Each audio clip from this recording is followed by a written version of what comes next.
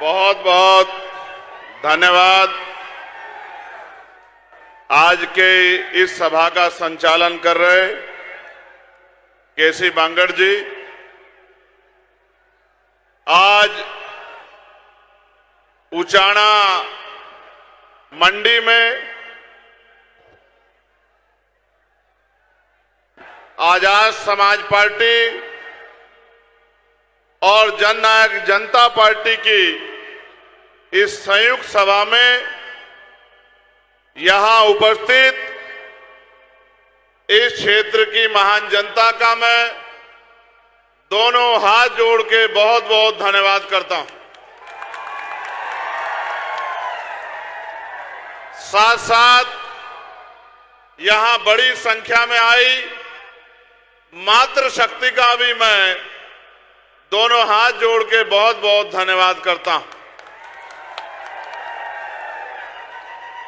इस मंच पर उपस्थित जेजेपी, एएसपी और भीम आर्मी के सभी सम्मानित नेताओं का, जिन्होंने ये संकल्प लिया है कि वो उचाना को भी दोबारा से जिताकर जो है चैन से बैठेंगे, ऐसे सभी कार्यकर्ता और पदाधिकारियों का भी मैं धन्यवाद करता हूं।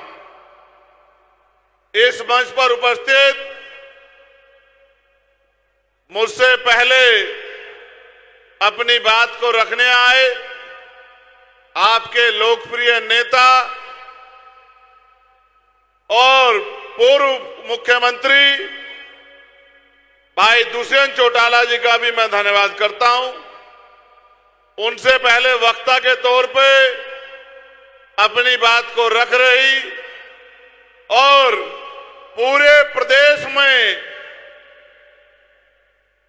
जिस तरह से उनकी कार्यशैली को मैंने देखा, महिलाओं को घर घर जाके संगठित करके अपने हक अधिकारों के लिए तैयार कर रही श्रीमती नैना चौटाला जी का भी मैं बहुत बहुत धन्यवाद करता हूं। जेजेपी के राष्ट्रीय अध्यक्ष श्री अजय चौटाला जी, जो आज आशीर्वाद देने के लिए यहां पहुंचे हैं, और उनके साथ हमारे जिला अध्यक्ष जी राठी जी, जोरा जी और आजाद समाज पार्टी के जिला अध्यक्ष विजय राणा जी, अमित मुआल जी, नरेश जी, रमेश जी, मनोहर लाल जी, नीसू जी, संदीप जी, अमरजीत जी, नरेंद्र जी, सुशील कुमार जी, संदीप कुमार जी, विकास जी, बलकार सिंह जी, दिलबाग सिंह जी, रविंदर सिंह जी, जोनस जी, सुभाष जी, मोहम्मद ताहिर जी, सुरेंद्र जी, पोलूराम पुनिया जी, सुखदेव मेहरा जी, रेणु आजाद जी, किरण पुनिया जी, नसीब जी, इन सब का भी मैं धन्यवाद करता हूं। अपनी बात को शुरू करते हुए सभी धर्मों में जन्मे सभी संतों, गुरुओं और महान पुरुषों को नमन करता हूं। उनमें भी आज राष्ट्रपिता ज्योतिबा फूले, छत्रपति साहू जी महाराज, डॉक्टर बाबा साहब अंबेडकर, संत राम बीए प्रजापति, चौधरी महाराज सिंह भारती, जननायक कपूरी ठाकुर, बाबू जगदेव प्रसाद कुशवाहा, जननायक चौधरी ताऊ देवीलाल, मेरे राजनीतिक गुरु मान्यवर साहब काशीराम और मान्यवर दीना भाना वाल्मीकि जी को भी नमन करता। सम्मानित महान जनता, ये लोकतांत्रिक देश है, लेकिन हमेशा ऐसा नहीं था। पहले इस देश में जब राजतंत्र था तो राज बदलने के लिए तलवारें चलती थी, बंदूकें चलती थी, भाले चलते थे, तोपें चलती थी, हजारों हजारों लोग प्राणों का बलिदान करते थे, तब जाके राज बदलता था। धन्यवाद दीजिए डॉक्टर बाबा साहब अम्बेडकर का, जिन्होंने हर बालिग व्यक्ति की उंगली में वो ताकत दे दी है कि बटन दबाओ और राज बदल दो। जिस काम के लिए पहले हजारों लोग बलिदान होते थे, आज ना किसी को बुरा कहना है, ना लाठी चलानी है, ना ही कोई साजिश करनी है। बस अपने विचार को जनता के बीच ले जाके जनता को तैयार करना है और लोगों को विचार के आधार पर संगठित करना है। आज इस प्रदेश में अलग अलग विचारों के दल काम कर रहे हैं। जहां कांग्रेस के लोग अपने विचार को लेकर आगे बढ़ रहे हैं, वही भाजपा के लोग अपने विचार को लेकर आगे बढ़ रहे हैं। वही मैं और भाई दुष्यंत चौटाला, जननायक ताऊ देवीलाल और मान्यवर काशी राम साहब के किसान कमेरा की एकता के राज को आगे लेके चल रहे हैं। एक समय था हरियाणा के लोगों और हरियाणा में भी उचाना के मेरे साथियों, मैं आपको कहना चाहता हूं, एक समय था कि दिल्ली की राजनीति हरियाणा से चलती थी। जब किसान कमेरा एकजुट था तो दिल्ली की कुर्सी पे कौन बैठेगा इसका फैसला हरियाणा में होता था। उत्तर प्रदेश की कुर्सी पे कौन बैठेगा, बिहार की कुर्सी पे कौन बैठेगा, इसका फैसला हरियाणा में होता था। लेकिन आज हरियाणा की कुर्सी पे कौन बैठेगा इसका फैसला दिल्ली से होता है कि 9.5 साल कौन बैठेगा और बाद के 3-4 महीने कौन बैठेगा और आने वाले कल में कौन बैठेगा। आज हरियाणा के बल को क्या हो गया है, मुझे ऐसा लगता है कि आप दुश्मन की साजिश का शिकार हो गए हैं।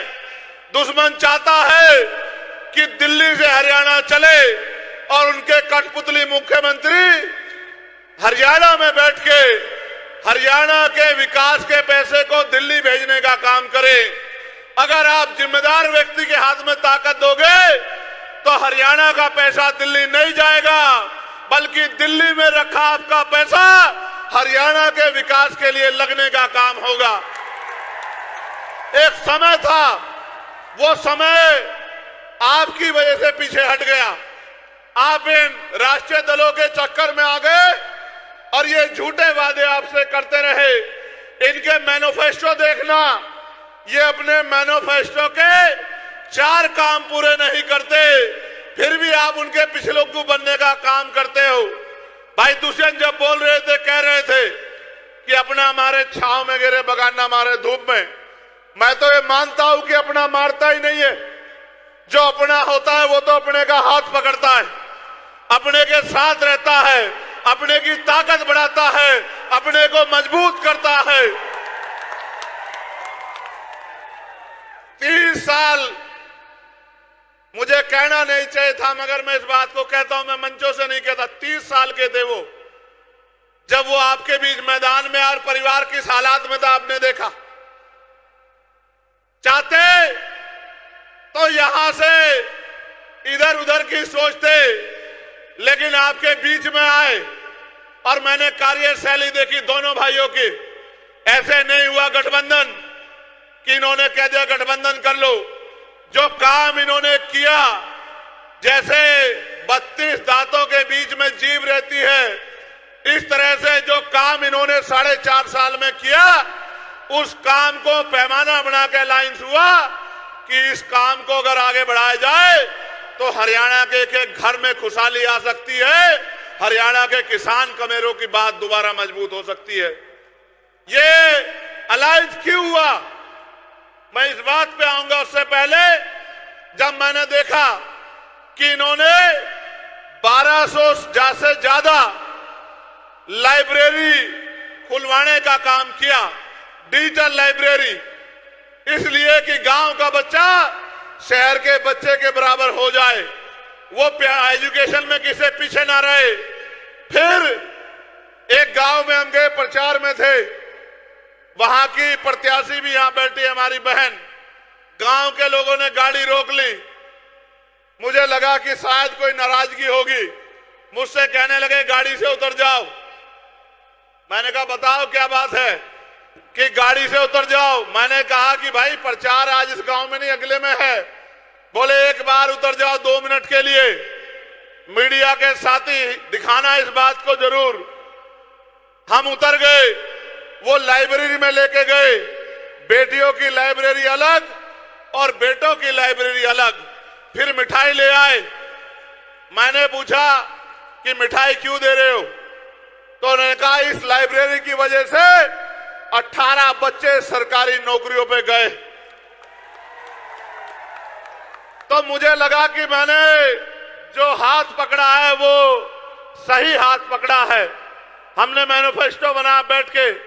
मैनिफेस्टो में आपके लिए मैनिफेस्टो पढ़ना। मैं नौजवान साथियों से कहूंगा जो बेरोजगार घूम रहे हैं, जो अच्छी शिक्षा चाहते हैं, यहां की जनता जो अच्छी हेल्थ चाहती है कि चिकित्सा व्यवस्था अच्छी हो, हमारा मैनिफेस्टो पढ़ना कि हमने अमीरों को ताकतवर बनाने के लिए मैनिफेस्टो बनाया या गरीब की कटती जेब को रोकने के लिए और गरीब के जेब में पैसे डालने के लिए मैनिफेस्टो बनाया। पढ़ना आप लोग। तो मैंने तो बात की इनसे और बात की तो एहसास हुआ कि उनके मन में हरियाणा को लेकर एक सपना है। जिनके भरोसे चुनाव लड़ा, जिनके लिए दिन रात मेहनत की, जिनके लिए वोट मांगे, वो तो उसी दिन हाथ छोड़ के चले गए थे जिस दिन राज में आने के लिए सरकारें बनने का फैसला हो रहा था। उन्होंने भी उनके साथ आगे बढ़ने का निर्णय लिया।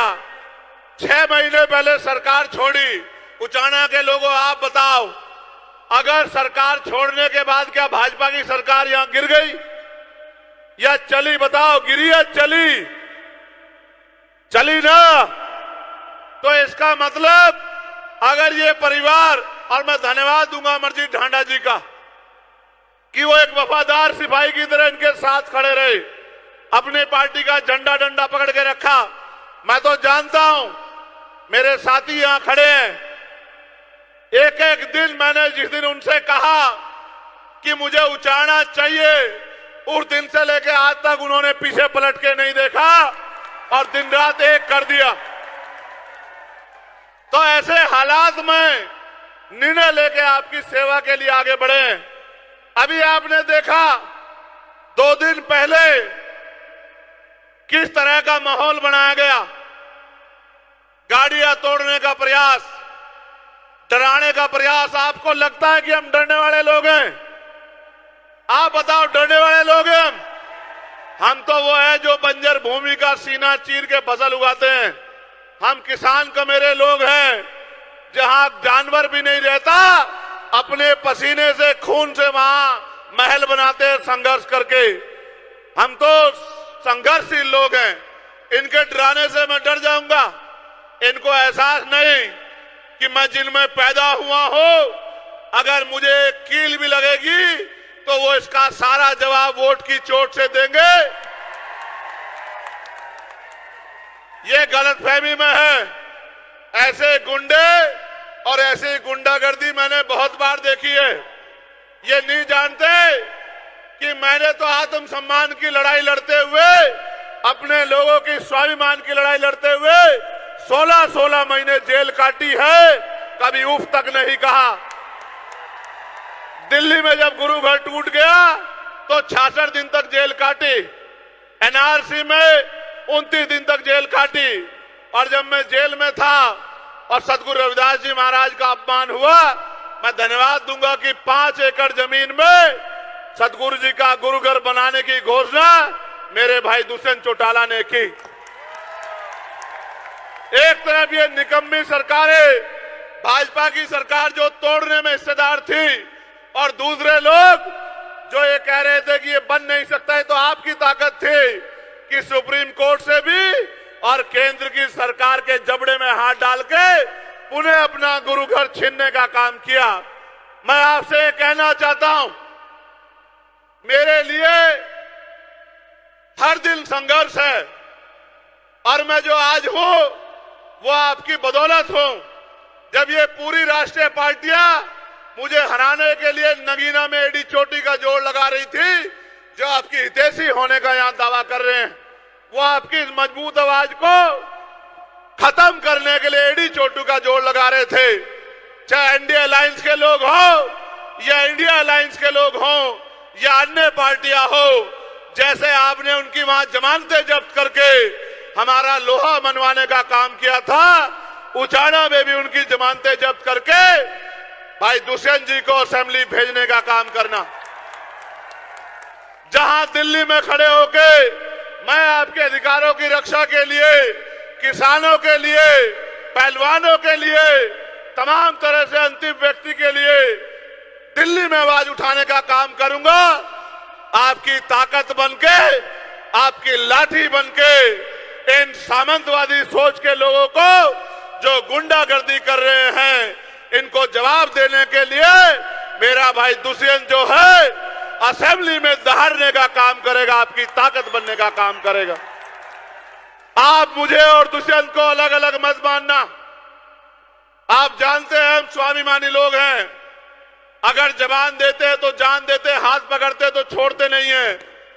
आपके ऊपर छोड़ रहा हूं, अगले 3 दिन मेहनत करना, गांव गांव जाना, घर घर जाना, लोगों से वोट की अपील करना, क्योंकि बाबा साहब अंबेडकर ने कहा था political power is the master की।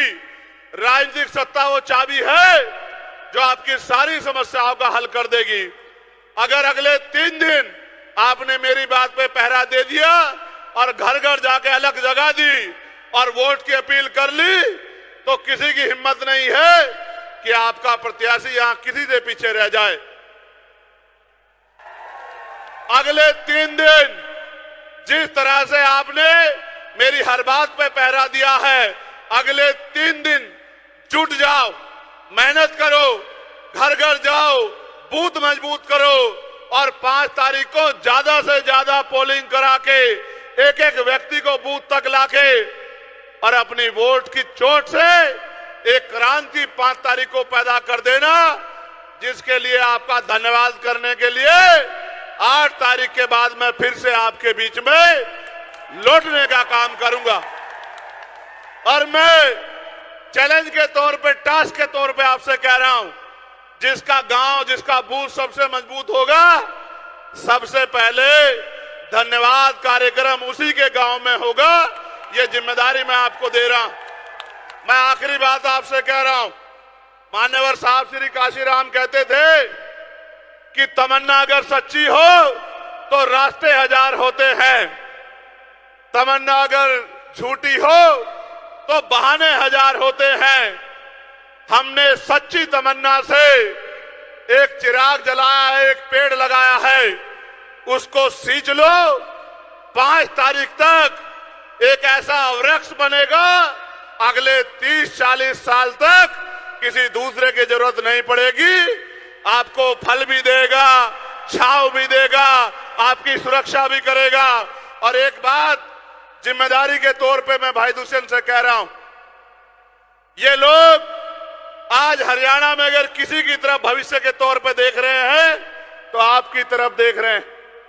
ये जिसका हाथ पकड़ते हैं, ये उसका हाथ नहीं छोड़ते। मैं आपको जिम्मेदारी के तौर पे कह रहा हूं, जब आपकी लड़ाई लड़ने के लिए मैदान में उतरे हैं तो बहुत सारी आंखें इनकी तरफ भी उठ रही हैं। आप इनको खड़े होके दोनों हाथ उठा के विश्वास दिलाओ कि जहां इनका पसीना पड़ेगा आप इनके लिए खड़े होने का काम करोगे। फिर मैं आपसे कहता हूं, आप 1 कदम चलोगे, ये स्वाभिमानी लोग 100 कदम चलोगे। चलोगे नहीं चलोगे बताओ? मैं उचाना को पूछ रहा हूं, इस पगड़ी की लाज रखोगे नहीं रखोगे? अपने लोकप्रिय नेता को जिता दोगे नहीं जिता दोगे? गांव गांव में अपने बूथ को मजबूत कर दोगे नहीं कर दोगे? और भाई दुष्यंत के सर पे दोबारा से पगड़ी सजा दोगे नहीं सजा दोगे? तो यही मैं आपके गांव गांव तक पहुंचाऊं, यही सम्मान होगा अगर आपने 5 तारीख को अपने अपने बूथ को मजबूत कर दिया तो मैं लिख के देता हूं कि आपकी शक्ति का लोहा, आपकी शक्ति का लोहा मजबूत हो जाएगा। अभी मेरे बाद आज के इस सभा में आशीर्वाद के रूप में श्री अजय सिंह जी बोलेंगे।